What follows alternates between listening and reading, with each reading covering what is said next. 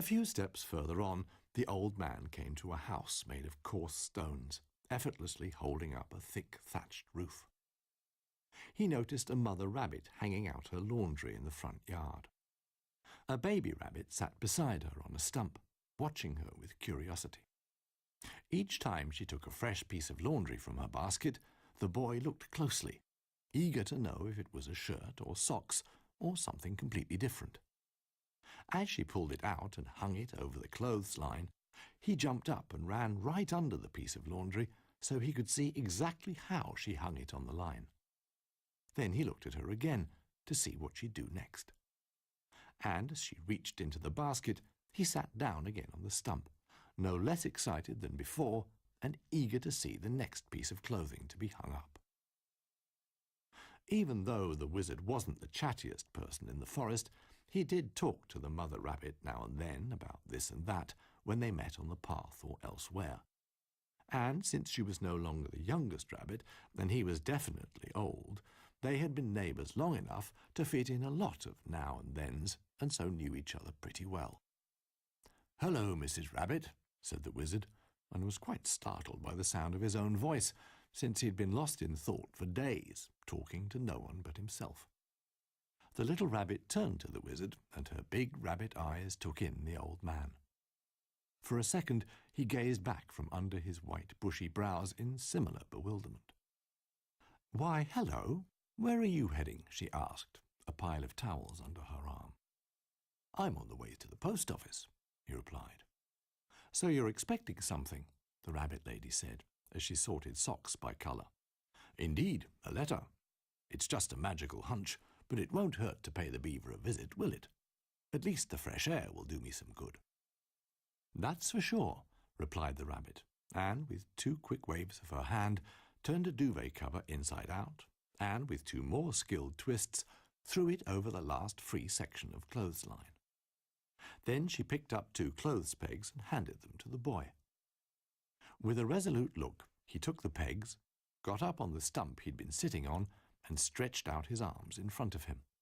His mother lifted him up to reach the clothesline and peg the cover to the line. He folded his arms and inspected his work. His mother sat him down in this position and turned back to the wizard. "My son Tim has no school today, and I have so much to do he's bound to get bored. Would you mind taking him with you to the post office?" The old man would have been grateful for the opportunity to think about this request for a while and decide if it was a good idea. As he lowered his head to think about it for at least a moment, his gaze met those big rabbit eyes again. Tim was all set and even had his rucksack ready, which caused the wizard to murmur in astonishment, which otherwise happened only rarely. The wise old man and his young companion set off, accompanied by a fresh midday breeze. The young rabbit had no difficulty keeping up with the pace of the, at least compared to a rabbit, giant wizard, but the man walked a tad slower than usual anyway. They walked on for a while, and then walked on for another while, in silence, past whispering meadows. A couple of steps away from the path, a gnarled tree creaked, and along with 2 scrubby bushes growing comfortably by its knotty trunk, couldn't help but notice the wizard's intense silence. The man, trained in the arts of magic, wasn't sure if it would be better to stay silent or actually say something, and even if he'd been sure it would be better to say something, he would still have struggled to come up with something to say. As he pondered this problem, he missed a gnarled root sticking out of the ground in front of him. He staggered, flailed around in surprise, and seemed about to tumble. But eventually he regained his balance and steadied himself. Taking a deep breath and smoothing down his beard, he noticed Tim peering at him. The old man looked down, unable to spot any harm or injury. "I'm all right," said the wizard. "Let's be on our way." "Onward ho!" said Tim, and started walking at a slower pace than young rabbits usually do, even though the wizard hadn't hurt himself. So they left the root behind, along with the gnarled tree that didn't seem to be in the slightest involved in this episode. On their way, the two of them met a hedgehog who was spreading out a red and white checked blanket on the grass by the bridge across the gushing stream that had to be crossed on the way to the post office. He seemed to be just settling down for a lunch break and was taking some sandwiches out of a basket beside him. As he noticed the two hikers, he stopped what he was doing, stood up, and with a broad, happy smile, asked with blinking hedgehog eyes, "Where are you two heading?" "To the stream," the old man replied. "My young friend and I are on our way to the post office." Tim and the wizard stood by the wayside, both of them realizing that it was about lunchtime. This obviously didn't escape the hedgehog, and he decided a tasty sandwich would do the two of them good. Fresh country air provides a healthy appetite, and if there was one thing there was no shortage of out here, it was country air. "May I offer you a little refreshment?" asked the hedgehog, who loved to pack a little something more than he could actually eat, as he also loved to share. Tim looked inquisitively at the wizard as the old man answered, "Well, thank you. We very much appreciate the offer." Tim continued to look up at him inquisitively. With a slight creaking sound, the wizard bent down to the young rabbit. He explained that you shouldn't usually accept things from strangers if you're not a wizard. Wizards always know if they're dealing with a scoundrel or simply a friendly stranger. Tim nodded in agreement. The hedgehog pretended to overhear the fact he was being merely deemed a stranger who happened to be friendly. He was a modest fellow, so he didn't dwell on it, and instead handed his guests his most delicious sandwiches, which was difficult because when it came to sandwiches, he was a master of his craft, so they were all truly delicious. The three of them sat beside the stream, enjoying their lunch, and talked. The hedgehog introduced himself as Heinz. He was a cousin of the Hedgehog brothers, who were, as Heinz explained, also on their way to the post office. The wizard recalled seeing them in the morning as he looked out of his window. The hedgehogs were planning to pick up their cousin here at the stream on their way back. After all, they knew he enjoyed sitting in the sun, listening to the stream's unhurried murmuring. And Heinz knew they wouldn't take a break, even for tasty sandwiches like these, if they were picking up new tools. So he decided to wait for them right there. Tim ventured to the bank and had a look round. "Look at this," he called out. Both cautiously made their way through the tall grass along the water's edge. The stream was full of tiny fish, struggling against the smooth current. The three of them watched the opalescent fish and the crystal-clear water for a while. Around them, beetles buzzed through the air, enjoying the sunshine and the gentle breeze. It seemed to be cooler in the shade down under the bridge, where a gurgling ripple could be heard. From the opposite side of the stream, Heinz waved goodbye as Tim and the wizard crossed the bridge. Tim waved back and kept looking back until he could no longer see the hedgehog because of the tall grass.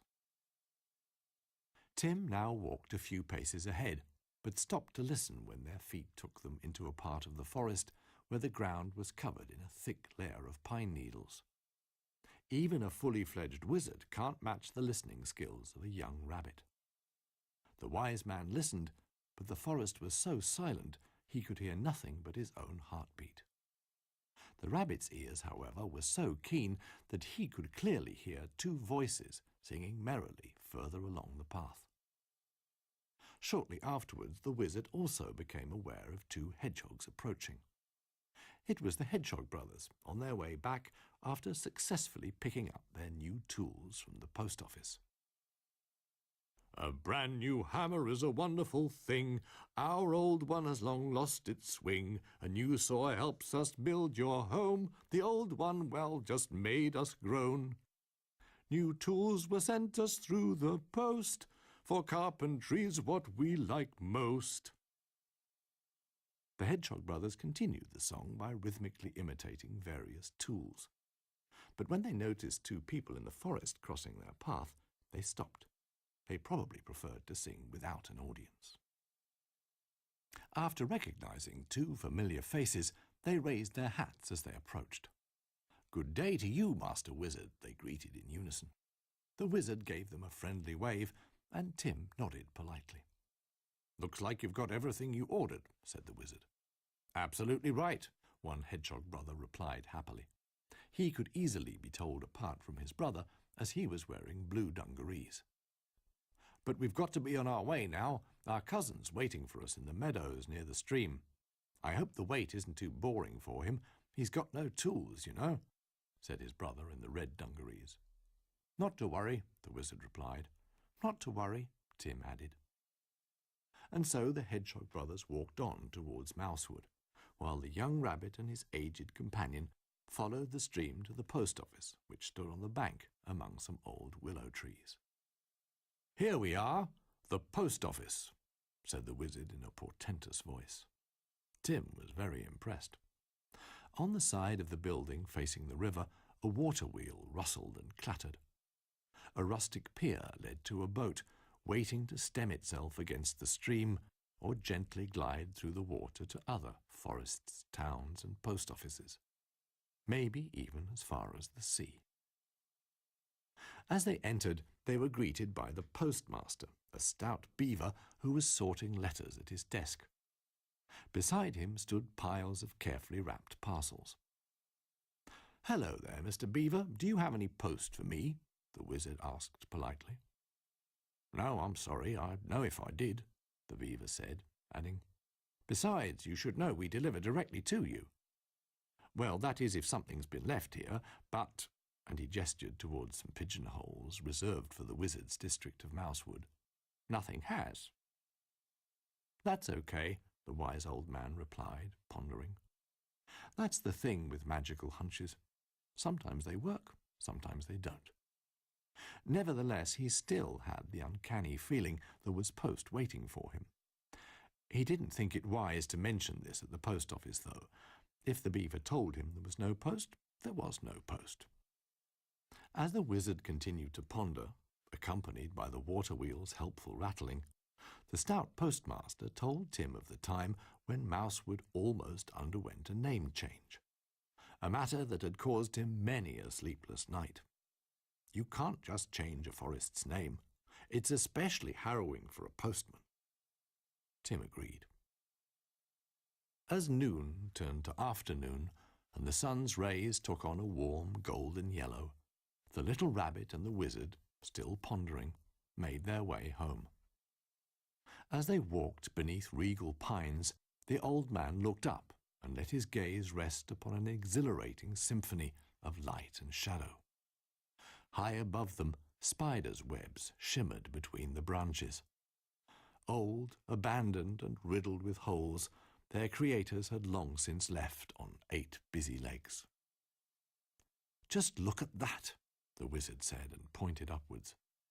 Tim was delighted by the spectacle high overhead, and found out after a while that, if he spun around on the spot while looking up at the webs, the sunlight caught in them refracted into opalescent colours. With a harumph, the wizard looked down at him. "I don't suppose your mother would be too happy if I told her you were spinning around like that." Tim looked at the wizard, who blocked out the sun and treetops like an old cloud. Then the wizard shook with laughter and started spinning himself.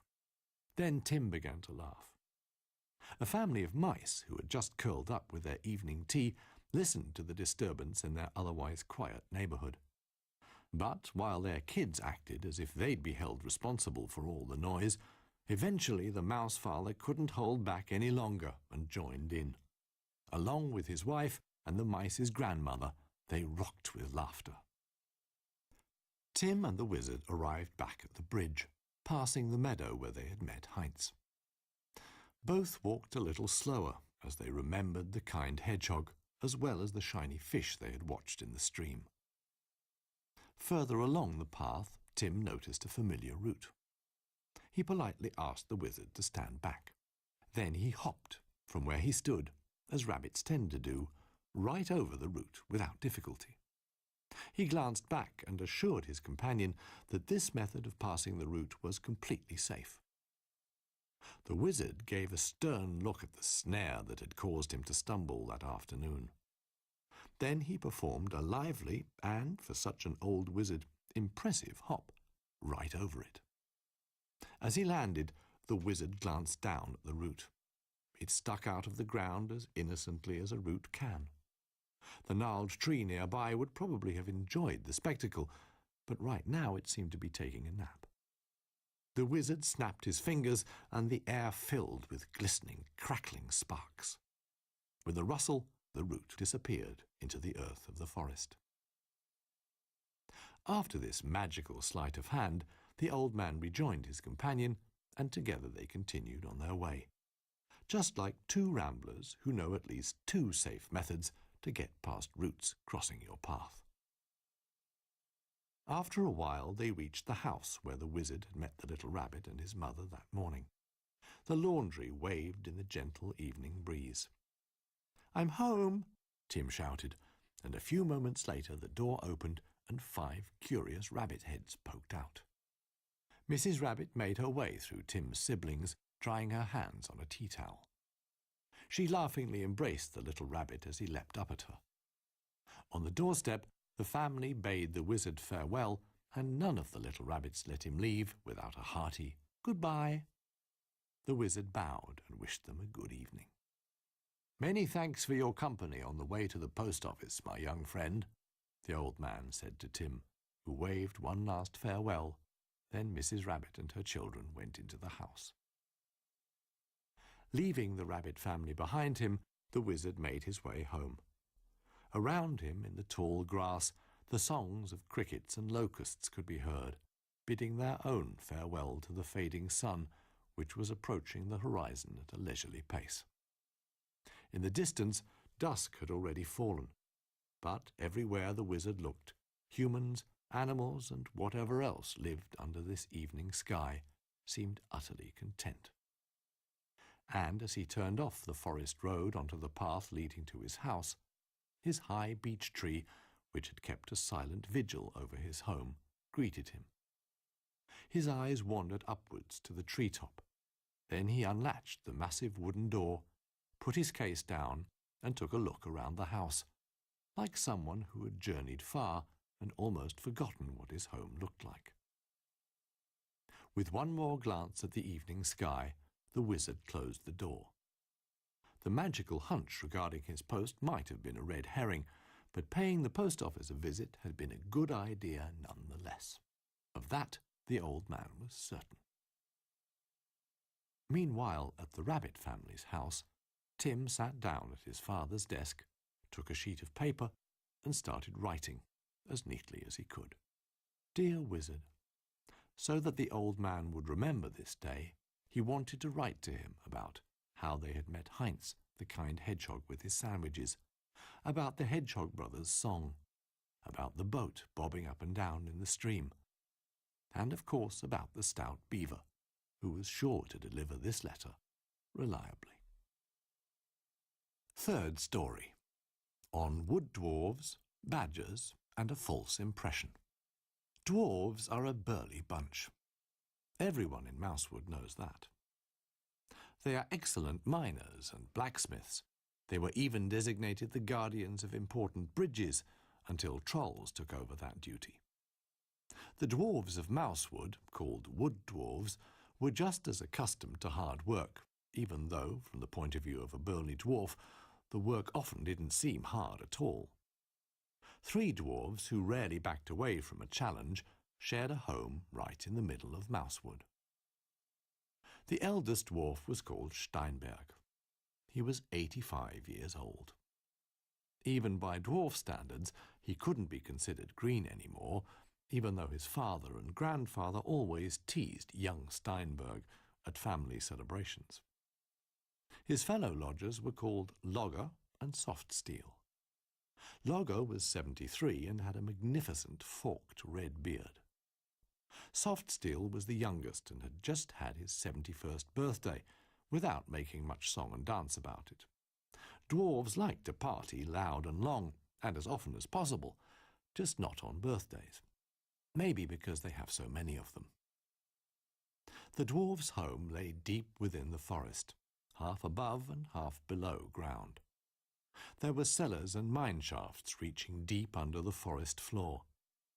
The dwarves drove these tunnels and shafts deeper and deeper between the roots and the earth, hoping for new pockets of precious metal or other treasures in the soil.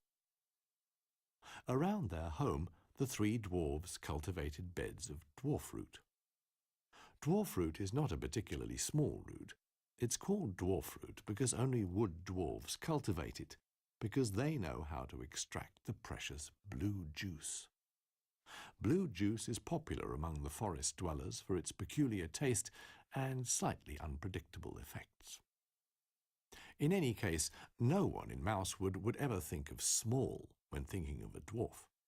In fact, dwarves are a good deal larger than mice, squirrels, or foxes. A fox could only match a dwarf in size if it tried to walk on two legs, like mice and squirrels sometimes do. Okay, granted, from time to time, even foxes try to walk on two legs. But if you ever see a fox trying to do so, you'll immediately know why these sly fellows chose a quadrupedal life. It's like watching humans try to crawl on all fours just for the sake of it. A ridiculous sight. In addition to their burly physique and knowledge of blue juice, there's another significant characteristic innate to all dwarves: grumpiness. No one knows why or since when. Even the dwarves themselves cannot recall, so each and every day they look for reasons to be grumpy. Actually, they'd be happy if they didn't find anything to be grumpy about, but there's always something to make them irritable. One morning, Steinberg was sitting at the kitchen table in their tidy house, waiting for his fellow lodgers.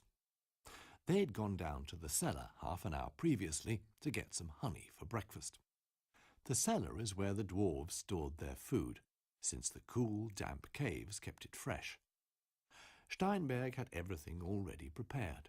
He poured out some fresh, cold milk, cut the bread into thick slices, and had a chunk of fresh butter. All that was missing was sweet, golden honey. Suddenly, Steinberg heard a loud grumbling coming from the cellar door, a grumbling he knew all too well. The dwarf already had a bad feeling about what was in store. Finally, his housemates climbed the creaking cellar stairs up to the living room and looked gloomily at Steinberg. "We're out of honey," Softsteel said, grimly putting out the lantern he had used to illuminate the cellar's depths. You could see in his expression that for him, a breakfast without honey was no breakfast at all. "And we won't find any up here either," growled Logger, running his tongue around his mouth, silently smacking his lips, as if this could conjure up the sweet taste he now had to do without. "Pah!" exclaimed Steinberg, something the dwarves make a habit of. "Pah!" he said again, getting up from his chair. "It's always the same, I tell you. The day's ruined." He stood with hands on hips, resting them on his broad leather belt, as if he were bracing himself for another ruined day. Slowly he calmed down and grumbled, "All right, no honey then." And eventually the dwarves sat down and had breakfast, if you could call it breakfast. "Pah!" Steinberg sputtered, his mouth full. Later on, the dwarves got ready for work on the root beds. They strapped their bags for gathering ripe roots over their shoulders and picked up their hoes and shovels and everything else they needed. Without another word, the wood dwarves left the house. A cuckoo's call echoed through the trees as Steinberg, Softsteel, and Logger inspected their root beds. It looked like being a very promising harvest. Many thick dwarf roots were ripening, waiting to be turned into delicious blue juice. Softsteel began to carefully till the earth around the precious plants with his hoe. Meanwhile, Logger checked the huge harvesting baskets for holes and other damage they might have suffered during the last shift. They seemed, however, to be in immaculate condition, despite the fact that they had been outside for weeks.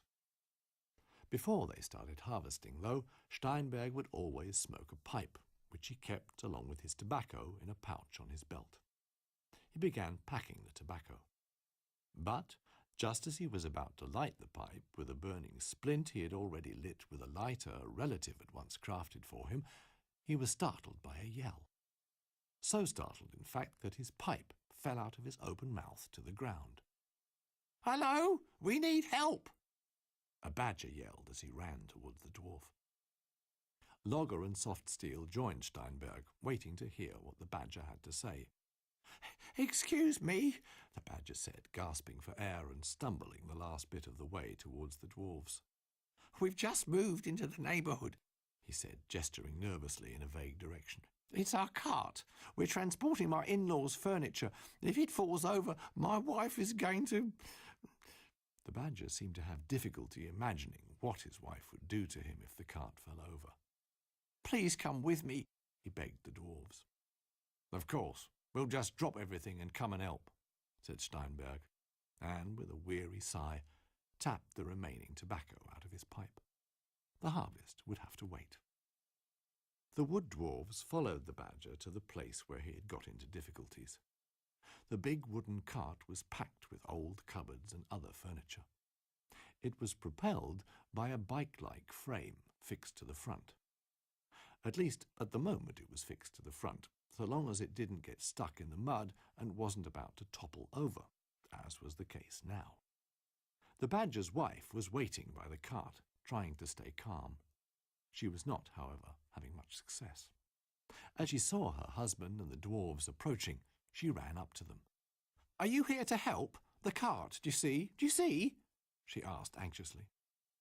Steinberg, Logger and Soft Steel could see the cart clearly, as it was directly in front of them. Soft Steel groaned quietly. "That's my parents' furniture. It mustn't be damaged at any cost," she continued agitatedly. "It has so many memories. Do you see?" The three wood dwarfs had no problem seeing. Soft Steel groaned again, a little less softly. "All right, boys, let's get down to it," said Steinberg, and the dwarves began to make a plan. Logger took a look at the cart, inspecting first the sides, then the front. Soft Steel examined the mud, which had swallowed two of the wheels, while Steinberg checked the consistency of the path in front of and behind them. Eventually the dwarves started to search for thick branches to lever the cart from the mud's grip. While the dwarves were busy working and planning, they noticed the badger's wife talking secretively to her husband and looking up from time to time, as if she was afraid they might grow suspicious. Steinberg didn't hear particularly well, but he did have a particularly good instinct for things said behind his back. For him, it was obvious the badgers were talking maliciously about him and his fellow lodgers, and that made him extra grumpy. Using branches as levers, the burly dwarves managed to pull the cart out of the mud in one go. Then they stabilized it by covering the track with twigs and leaves so the wheels wouldn't sink in again. "All right, give it a try," said Steinberg. The badger mounted the bike and pedalled as hard as he could. Slowly the cart moved forward along the track, rattling and rolling under its heavy load. "It's worked! It's moving again!" the badger said, coughing and hastily accelerating along the path. "Sorry, but I'd better not stop," he yelled, "otherwise it might get stuck again." His wife ran up to the cart and managed to clumsily climb on, sitting down on a cupboard. And thus the cart and its load of furniture lurched and reeled down the path. When Steinberg was sure they were out of earshot, he clenched his fists and gave a loud "Pah!" Soft Steel and Logger looked at him inquisitively. "Didn't you see they were talking about us behind our backs?" he asked, infuriated. Actually, they hadn't noticed, but there were two things they knew for sure. Their friend was reliable about things like that, and they didn't like things like that. The dwarves were angry. "I'm used to people only coming over here if they need our help. Really, I'm used to that," said Logger dejectedly. "But talking about us behind our backs while we're helping, that's just—" Steinberg patted the disappointed dwarf on the back. None of them could imagine what the badgers had been saying behind their backs. "They'll always come up with something," grumbled Soft Steel. So, with the harvest still to be done, the wood dwarves returned to their root beds. Hour after hour they worked to the very end of the day, which gave them a few more reasons to be grumpy. They grubbed out the roots with their shovels and hoes, plucked the precious plants from the earth and put them in their harvesting bags. When the bags were full of ripe roots, they emptied them into huge baskets waiting at the edge of the fields until even they were crammed full. The dwarves didn't take a break until all the roots had been gathered and the most exhausting part of the harvest was finished. It had been a rich harvest, but none of them could derive much satisfaction from it. Steinberg sat down at the edge of the field and puffed away at his pipe. Logger, lost in thought, gnawed on a straw. Soft Steel didn't even want to ponder and spent his time cleaning the roots. Later they carried basket after basket into the house and stored them in their mine shafts, next to the machinery with which they liquidized the roots to gain the precious blue juice. They took their time on this, knowing that their thoughts would go back to the unfriendly badgers when they'd finished. Afterwards they wanted to spend the evening outside, so they took out a couple of chairs. Here, under the clear sky, they could let their thoughts roam and forget their troubles. Dusk began to fall, and in the distance birds started to sing, their songs ringing out clearly to every corner of dark and tranquil Mousewood. Gradually a completely different sound made itself heard. An uncanny, rattling, squeaking, barely audible at first, but growing in intensity until it could not be ignored. As the dwarves tried to spot the source of the noise, a faint light appeared between the trees, bumping back and forth while coming nearer. It was the badger, riding his bicycle cart. On the back stood his wife, holding something. As they arrived at the dwarves' home, the badger brought his vehicle to a halt and dismounted. "Hello again," he said. "We didn't have the chance to thank you properly. Without your kind help, we'd have been stuck forever." He then thanked every dwarf personally with a firm handshake. "Earlier on we were wondering how we could show our gratitude," his wife said, laughing. "No easy task, I can assure you. My husband Peter said you'd probably like a blueberry tart. But I thought you'd appreciate a rhubarb cake." As she spoke, she uncovered a rhubarb cake and gave it to a very surprised Steinberg. Taken unawares, the dwarves completely forgot the fact that they didn't actually like rhubarb cake. "Again, many thanks for your kind help," the badger lady said. "It was a pleasure," replied Steinberg, as he took the freshly baked cake with a slight bow, assuming that was the right thing to do. Logger shook hands with both badgers and mumbled, deeply moved, "Welcome to the neighbourhood." What Soft Steel would have liked to be a mumble, since he couldn't find the right words at this particular moment, turned out to be more of a touched sigh. With that, the badgers bade their farewells and rattled off on their cart. The wood dwarves watched the wobbling light until it was swallowed up by the darkness. Back in their house, Steinberg put the cake right in the middle of the table and slumped down on his chair. "Pah! So they brought us a cake," he said, and eyed the cake, which, in fact, for a rhubarb cake, looked quite delicious. "Who'd have thought it?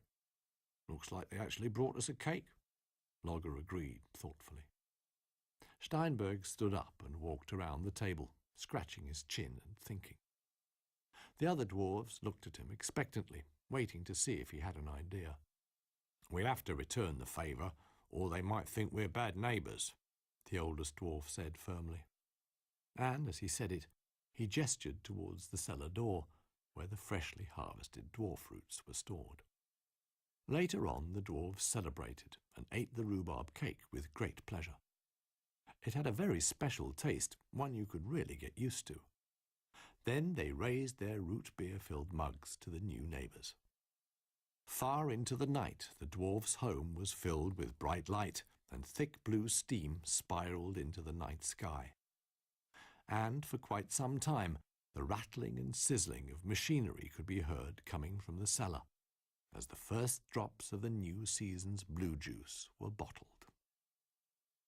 Fourth story. Mr. Brown and the Curious Case of the Reliable Hedgehog Brothers. It was a dull, windy day when Mr. Brown the mouse arrived. Only rarely did the sun poke through the heavy shroud of grey clouds over Mousewood. It had been days since Mr. Brown left